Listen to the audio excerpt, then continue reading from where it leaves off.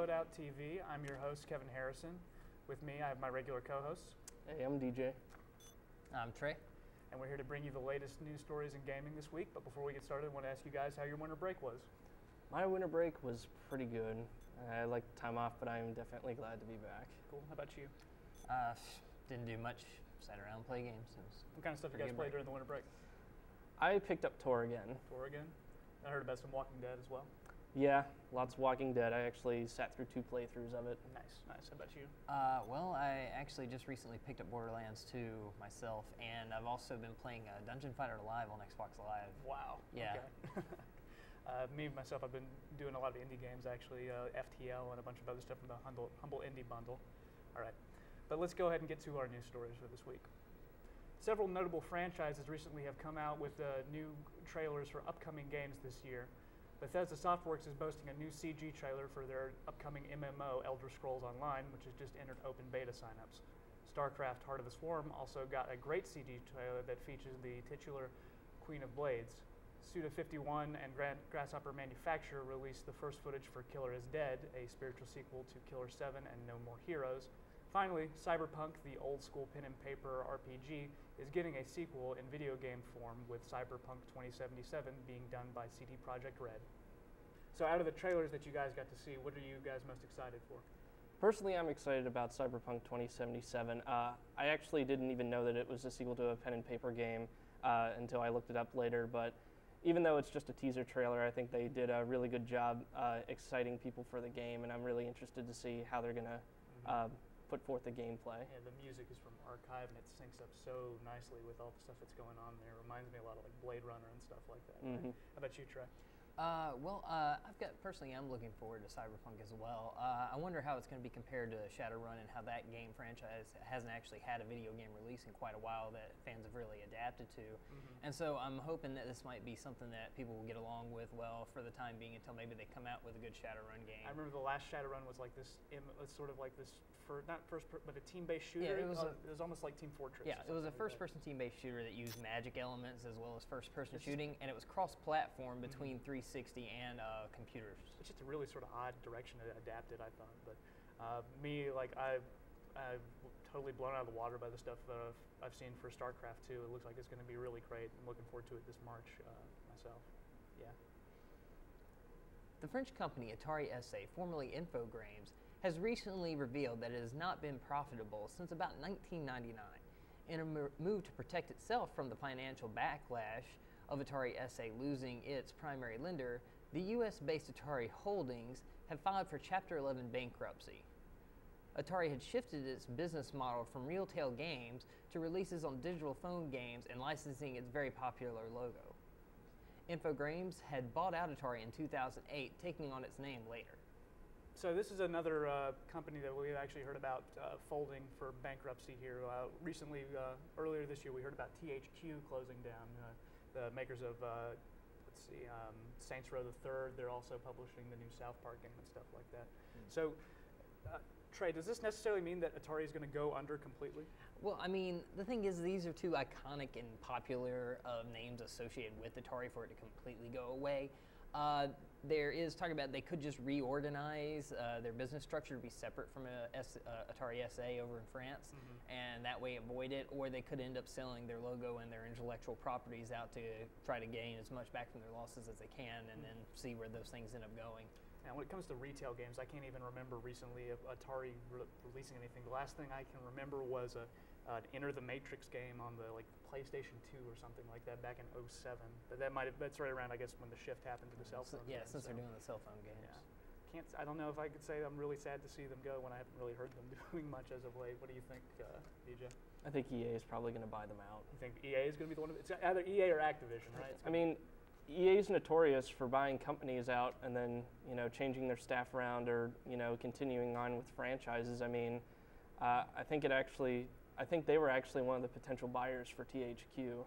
I'm not actually sure where the deal went with that, but it would make a lot of sense for them, considering the kind of companies like they have under their umbrella, like DICE, for example, to go up against, to have more under the umbrella to go up against Activision with their Blizzards and their for the Call of Duty company as well. So yeah. Recently, the newest Final Fantasy game to be released, Final Fantasy All the Bravest, seems to be a low point for not only the franchise, but Square Enix as well. While most reviewers will agree that Final Fantasy XIV wasn't a success at launch, it still retained a semblance of a game. All the Bravest, on the other hand, has many reviewers and customers finding out firsthand that it's a thinly veiled cash grab seeking to exploit longtime fans' nostalgia. So, DJ, exactly what is Final Fantasy All the Bravest? I did not hear about Final Fantasy All the Bravest until 2 days ago, and basically what it is it's an app game where basically all you do is swipe your finger up and down the screen or tap the character sprites to force them to attack, but there's no class system, there's no decision making, all it is just basically an interactive screensaver. And that with a bunch of microtransactions, right? Your party members go down and you have to wait for them to revive? You can wait for them to revive, or you can pay to revive them, which is very similar to the system they have set up in Tor now, where you have to pay for medical probes if you're a free-to-play player. You can also unlock other characters from the other Final Fantasy games, but to do that, you have to buy packs, which is similar to the packs that you get in Mass Effect 3. However, it's one character per pack, and it's completely random, and you cannot buy it with in-game gold or gil or whatever. Yeah, you so have to. It's random, though, so you have to pick. If you want to get Cloud from Final Fantasy, or what favorite character would you want to get from a Final Fantasy franchise? Oh, well, I think I would have the most fun with probably would be Cypher, actually. Cypher, but you couldn't buy Cypher directly. You'd have to keep buying random packs until you finally unlocked him.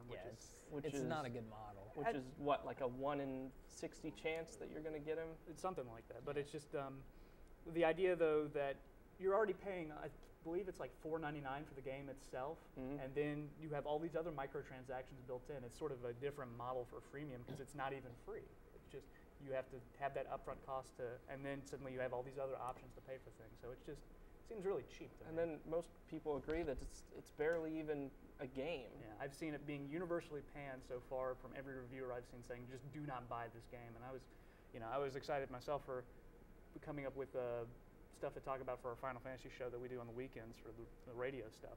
But this just, was worth passing from everything that I've seen so far. So don't buy ATV. We've got some reviews coming up next, so make sure you stay tuned.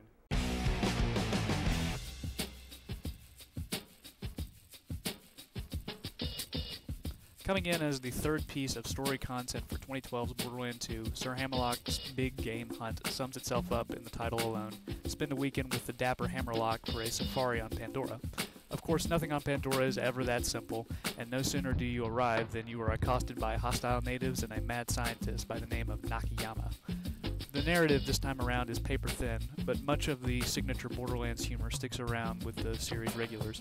The difficulty curve this time around is very steep. The Big Game Hunt is designed to be played as in-game content, namely level 30 for playthrough 1 and level 50 for playthrough 2. Even still, at the appropriate levels, some of the enemies are probably the toughest they've ever been in Borderlands, bordering on unfair and unfun. There is a good amount of loot at the end, as well as a new in-game boss and Seraph gear, but the amount of trouble that it's worth is up to the player.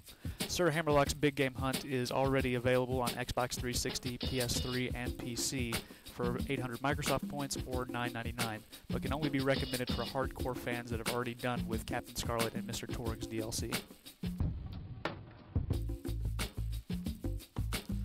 The Walking Dead game is an episodic series developed by Telltale Games. It's a story-driven point-and-click adventure starring Lee Everett, a man who is heading to prison during the Walker outbreak, and Clementine, a little girl who Lee meets shortly after his escape. The game revolves around decision-making, relationships with the different characters, and how you decide to deal with the occasional volatile situation. Most of the actual gameplay is examining points of interest in the world. There might be a shooting section here and there, but the game pushes aside the zombie slang in favor of a character-driven narrative. For anyone who is a fan of the Mass Effect series that loves some great character dialogue, or maybe you're a fan of Alpha Protocol's dialogue options, then this is the game for you.